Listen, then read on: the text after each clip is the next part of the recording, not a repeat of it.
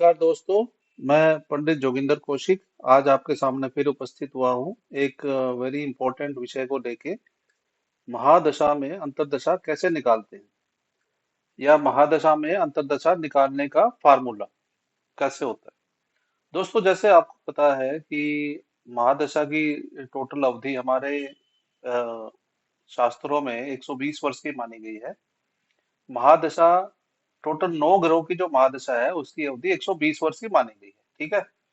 अब उसमें अलग अलग जो ग्रह हैं उनकी अलग अलग अवधि मानी गई है। जैसे केतु की है 7 साल की, शुक्र की है 20 साल की, सूर्य की है 6 साल की महादशा, चंद्रमा की है 10 साल की महादशा, मंगल की 7 साल की, राहु की 18 साल की, गुरु की 16 साल की, और शनि की 19 साल की, और बुध की 17 साल की। टोटल अवधि है 120 वर्ष की। अब इसमें दोस्तों, जैसे शुक्र की सबसे लंबी अवधि मानी गई है 20 साल की, और सूर्य की सबसे कम महादशा की अवधि मानी गई है 6 साल की। दोस्तों, इसमें आपके मन में जरूर ये सवाल आता होगा कि महादशा में अंतर्दशा कैसे निकालते हैं और उसकी क्या अवधि होती है।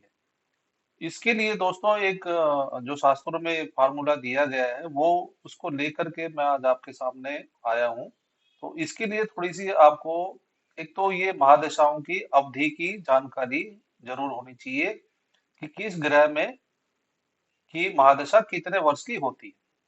अब एग्जाम्पल के लिए हम यहाँ पे इस फार्मूले को आजमाएंगे आज। तो इस फार्मूले को कैलकुलेट करेंगे। अब मैंने केतु का ही एग्जांपल लिया है कि केतु में सबसे पहले आपको पता है कि केतु की ही महादशा में केतु की ही अंतर्दशा आती है। तो केतु की महादशा में केतु की अंतर्दशा निकालने के लिए दोस्तों फार्मूला है कि जिस ग्रह की महादशा होती है उसकी टोटल अवधि कितनी है। जैसे केतु की टोटल महादशा में अवधि 7 साल की, तो उसकी महादशा की अवधि से उसकी महादशा की अवधि को ही आपने गुणा करना है। जैसे केतु में केतु यानी 7/7, तो टोटल सत्तू सत्ते 49 हो गया। 49 में जो लेफ्ट साइड का डिजिट है ये 4 है, ये महीना माना जाता है, 4 4 मंथ्स। और जो राइट साइड का डिजिट है जैसे 9 है, इसमें 49 में दो डिजिट आए 4 और 9, तो 4 को महीने मानेंगे और 9 को दोस्तों डेज मान के 9 को फिर आपको 3 से मल्टीप्लाई करना है। तो 9 3 27, तो 4 महीने और यहाँ पे देखिए 27 दिन की टोटल अवधि निकल के आई है केतु की महादशा में, केतु की अंतर्दशा। अब दोस्तों, केतु की महादशा में शुक्र देव की अंतर्दशा कितने दिन की, कितनी अवधि की होगी। तो इसके लिए जैसे मैंने बताया था कि जिस ग्रह की महादशा चल रही है उस ग्रह को, जिसकी आपने अंतर्दशा निकालनी है, उस ग्रह की महादशा की अवधि से गुणा करना है। जैसे केतु की महादशा की अवधि है 7 साल, और शुक्र की आपको अंतर्दशा निकालनी है, तो शुक्र की महादशा की अवधि है 20 साल। तो 7 को 20 से गुणा करेंगे 140 निकल के आएगा। 140 में लेफ्ट के दो डिजिट आपको लेने हैं, दो डिजिट यानी 14 महीने। और जो राइट का डिजिट बचता है उसको आपको 3 से गुणा करना है, यानी जीरो आएगा। जीरो बचा तो जीरो को 3 से गुणा करेंगे, जीरो ही आएगा। तो टोटल अवधि आई 14 महीने। अब आगे बढ़ते हैं, केतु में सूर्य देव की अवधि निकालते हैं। केतु की महादशा में सूर्य की अंतर्दशा कितने दिन की होगी, उसकी क्या अवधि होगी। तो 7/6, 7 को 6 से गुणा करेंगे 42 आता है। 42 में लेफ्ट डिजिट वाले को महीना लेंगे यानी 4 महीने।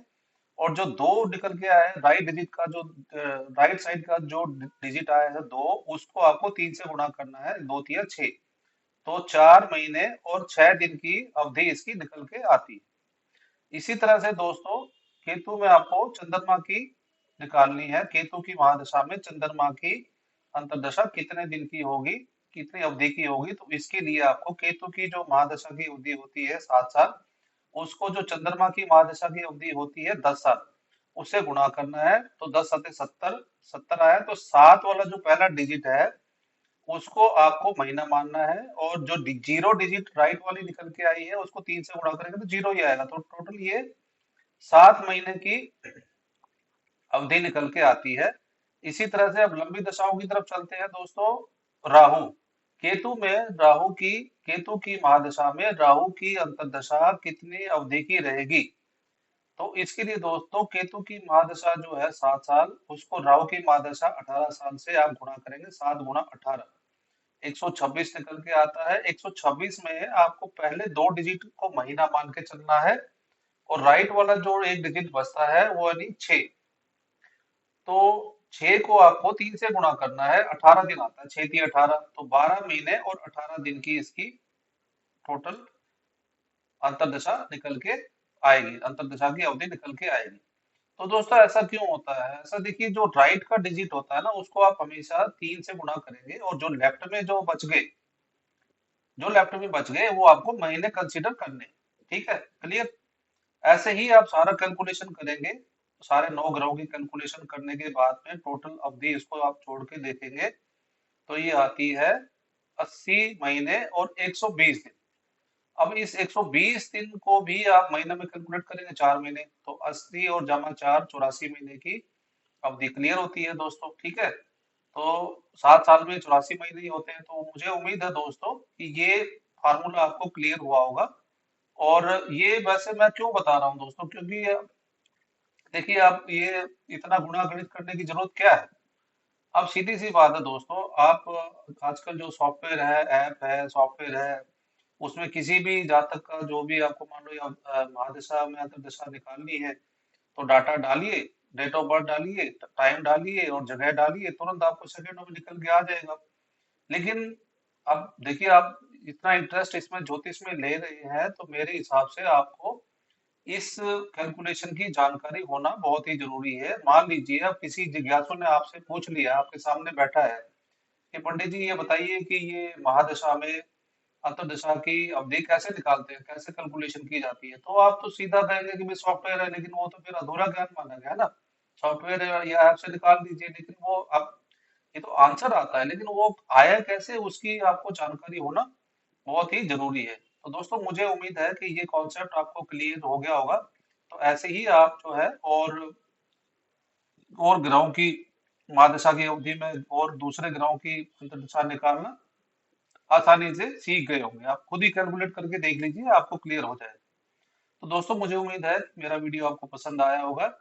और प्लीज मेरे वीडियो को लाइक कीजिए, सब्सक्राइब कीजिए, शेयर कीजिए और कमेंट जरूर दीजिएगा दोस्तों। राम राम दोस्तों।